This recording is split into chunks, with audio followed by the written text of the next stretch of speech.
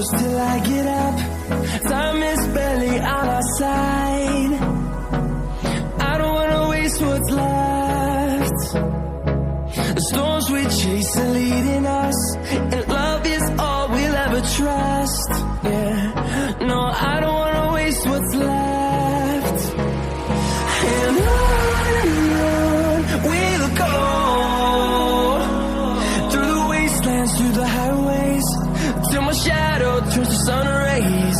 And on we'll go, through the wastelands, through the highways, and on we'll go.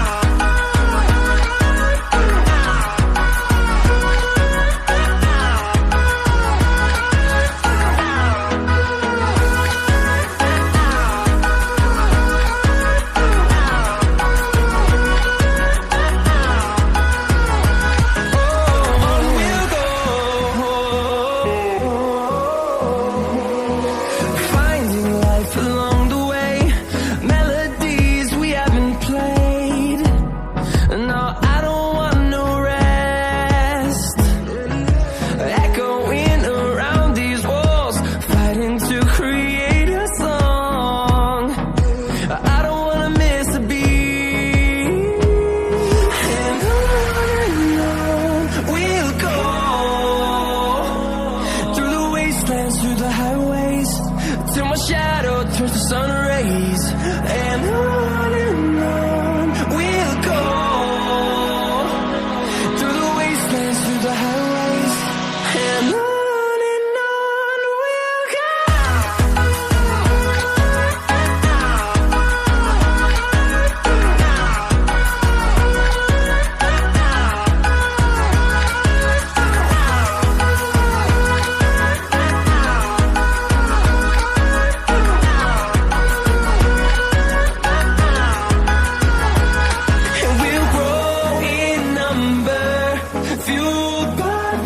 See the horizon, turn us to thousands, and we'll grow in number, fueled by them to see the horizon, turn us to thousands.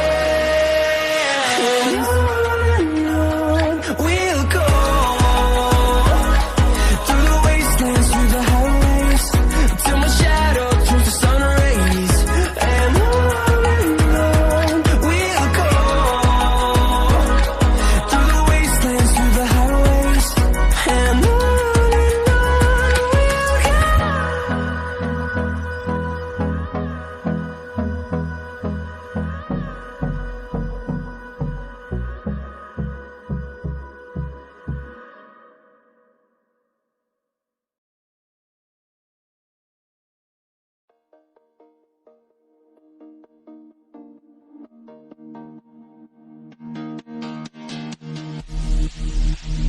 sleep till I come home, dream of something sweet. I will be there soon to wake you so discreet.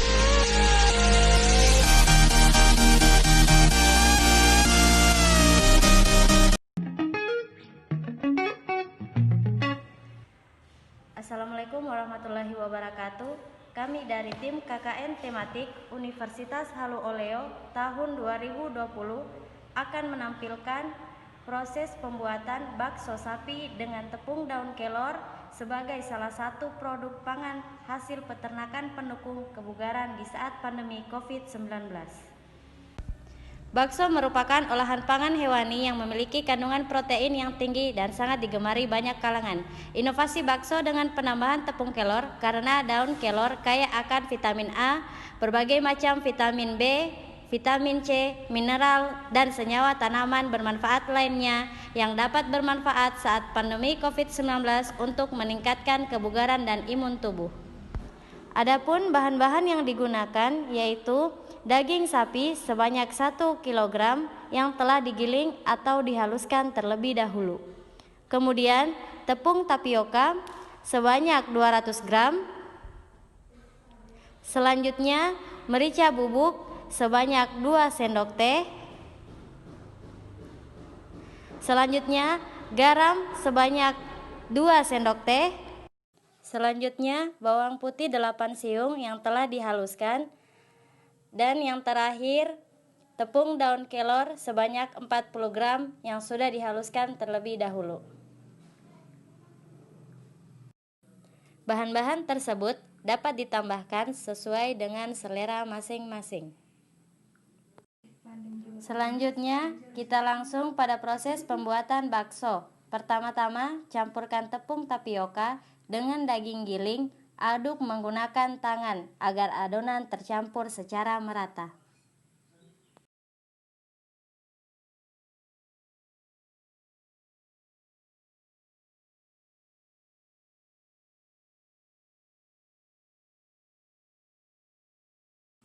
Setelah adonan tercampur rata, masukkan bawang putih yang telah dihaluskan terlebih dahulu ke dalam adonan.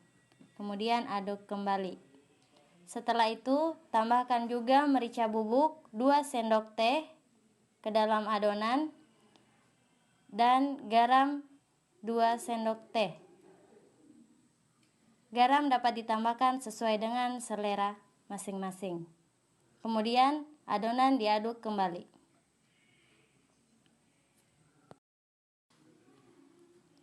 Setelah semua adonan tercampur rata, yang terakhir kita tambahkan tepung daun kelor sebanyak 40 gram. Lalu diaduk kembali adonan secara merata.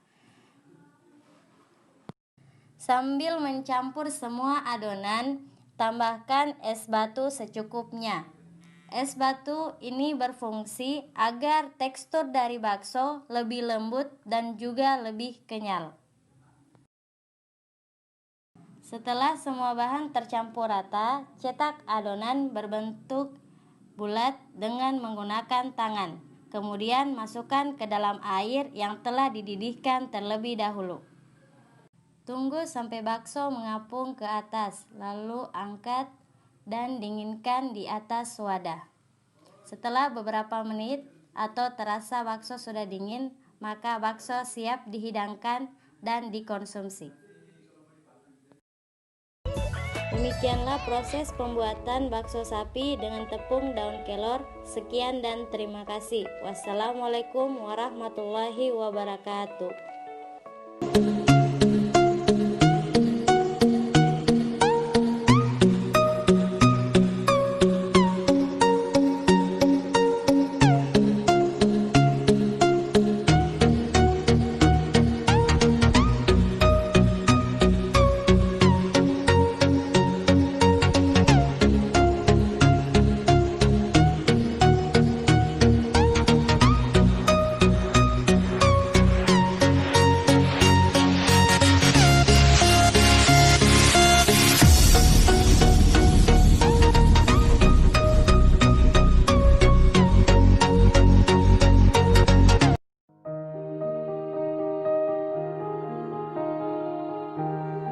Assalamualaikum, saya akan menjelaskan cara membuat abon ayam temulawak.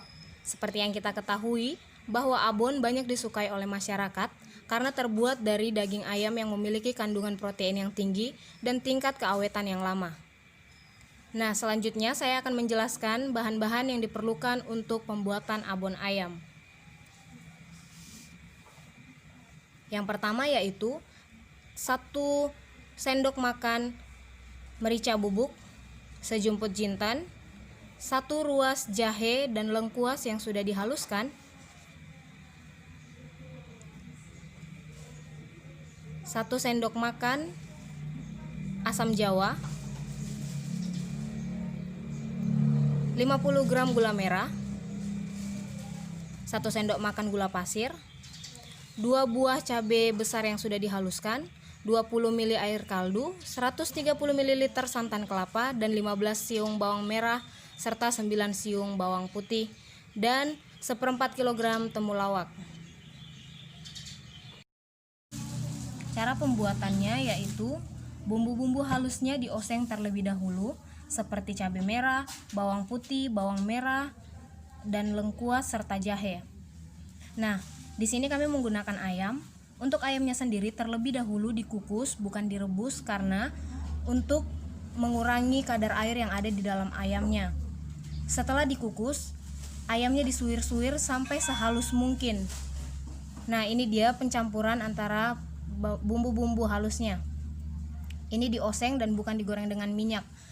Kami mengosengnya karena untuk mempertahankan rasa dari bumbu-bumbunya tersebut. Kemudian dimasukkan 1 sendok makan merica bubuk. Kemudian bumbunya terus dioseng hingga beraroma wangi. Kemudian kita masukkan 50 gram gula merah yang sudah dihaluskan. Kita masukkan juga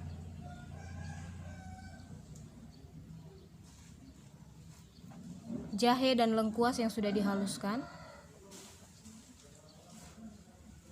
Kita aduk-aduk hingga aromanya wangi. Kita masukkan kaldu ayamnya sebanyak 20 ml. Nah, di sini kita akan menunggu sampai kaldunya mendidih.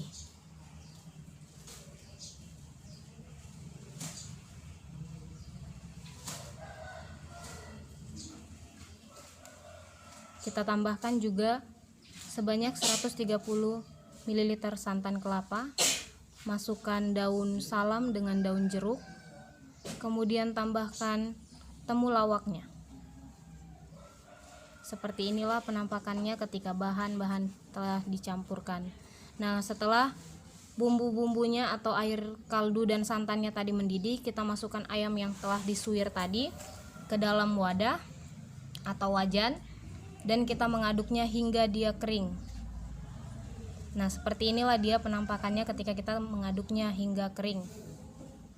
Inilah hasil akhir dari abon ayam temulawak kami. Selamat mencoba.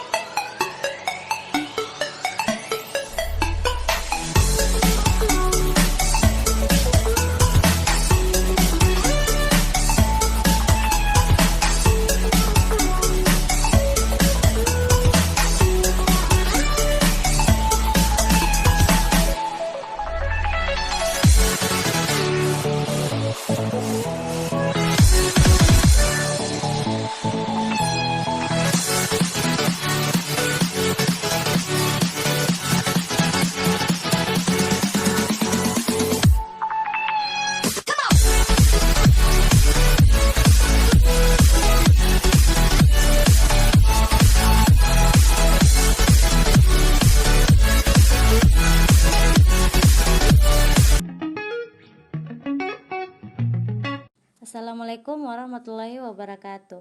Kami dari mahasiswa KKN Tematik Universitas Halu Oleo tahun 2020 akan menampilkan proses pembuatan susu kunyit atau golden milk sebagai salah satu produk pangan hasil peternakan pendukung kebugaran di saat pandemi COVID-19. Susu kunyit sangat baik dikonsumsi di era pandemi seperti saat ini karena salah satu fungsinya yaitu dapat meningkatkan sistem kekebalan dan imun tubuh. Adapun bahan-bahan yang digunakan yaitu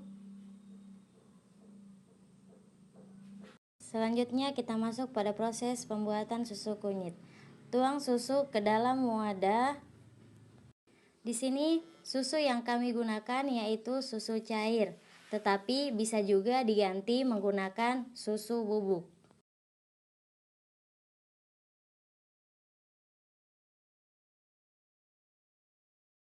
Pasteurisasi susu dengan memasukkan wadah berisi susu ke dalam panci yang telah diisi dengan air.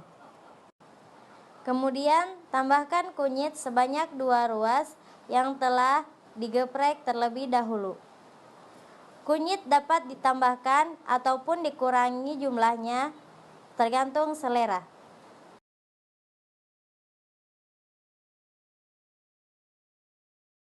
Selanjutnya Masukkan jahe sebanyak 2 ruas yang telah digeprek ke dalam susu.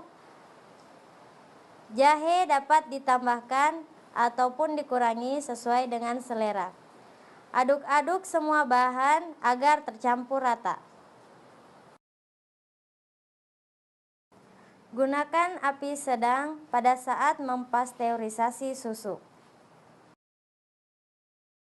Tunggu sampai air di dalam panci mendidih, lalu diamkan selama kurang lebih 20 detik.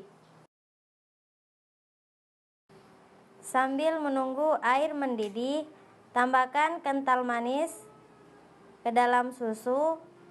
Kental manis ini berfungsi agar susu lebih terasa manis.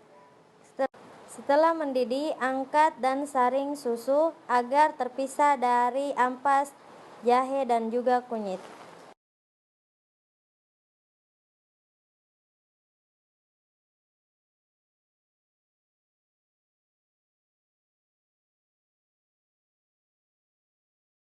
Setelah semua susu disaring, dinginkan selama beberapa menit. Lalu tuang ke dalam wadah yang telah disediakan.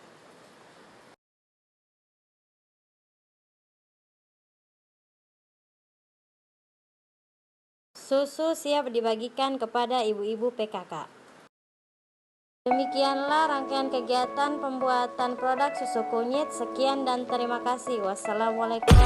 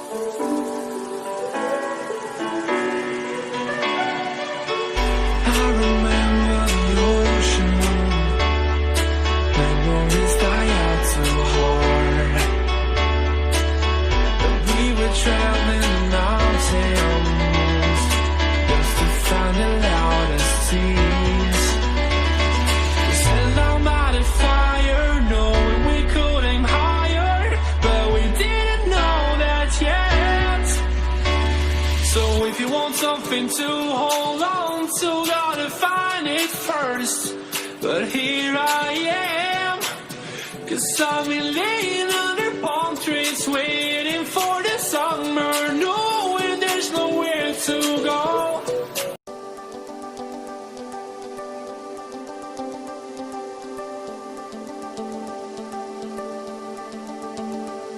Assalamualaikum, saat ini saya akan menjelaskan proses pembuatan telur asin jahe. Telur memiliki kandungan protein hewani yang berfungsi untuk meningkatkan imunitas tubuh.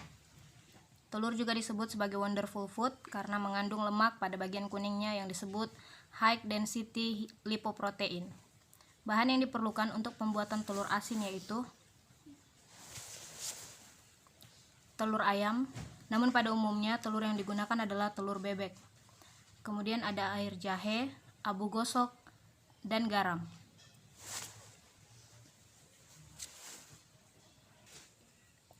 Alat-alat yang digunakan yaitu baskom sebagai wadah untuk menyimpan telur, amplas, dan sarung tangan plastik.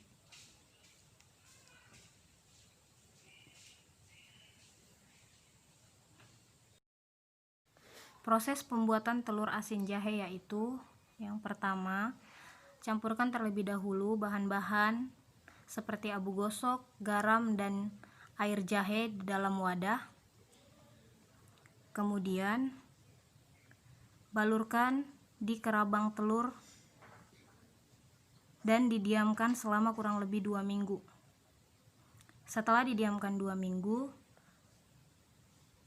barulah telur bisa dikukus atau direbus selama kurang lebih 15 menit.